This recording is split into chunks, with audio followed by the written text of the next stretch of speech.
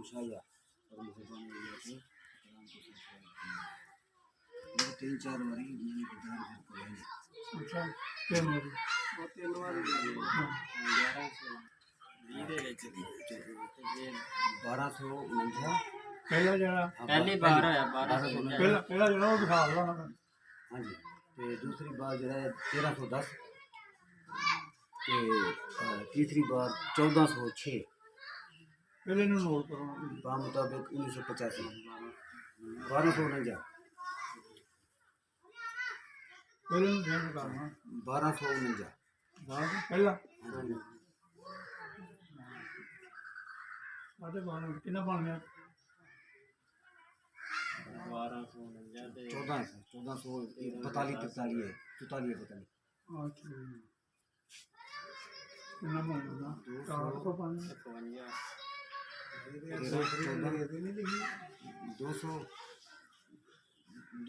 200 पे कोई है नहीं लिए बोले बन अंग्रेजी रूट 1985 लिखी है तीसरी बार। अच्छा 1406 हिजरी में लिखी है 1985 तीसरी बार डिलीवर है 1406 हिजरी और पहले ने नोट रखा पहला नोट कर हां पहला नोट कर 1249 कितना हो गया मांगना पहले तो फोटो ला लो जमाना फिर करने नहीं पता चल 1249 हिजरी पहले पहले हाँ 1440 ही है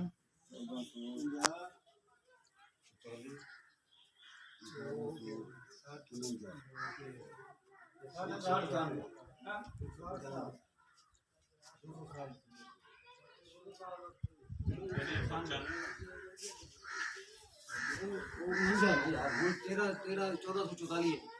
5-6 का फर्क किधर पड़ गया 1449 होगी तो फिर 200 साल पूरा होगा 2 साल चलो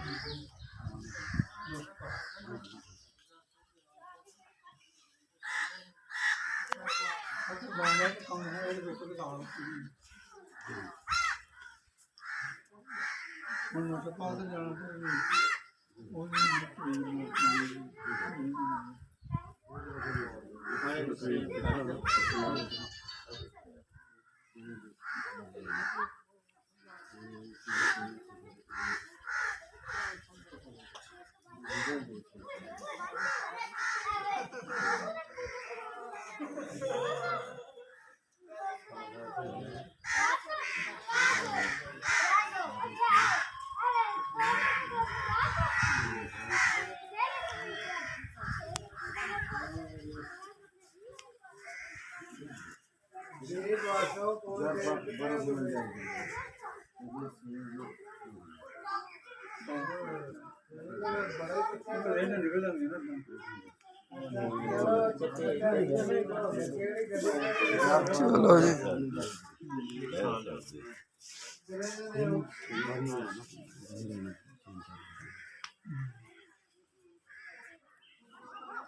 चलो ठीक हो गया फिर आसानी हो जाएगी तो हम बढ़िया होने लगे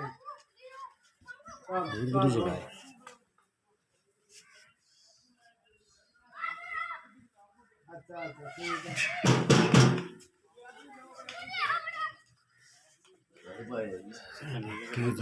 जी वालेकुम अस्सलाम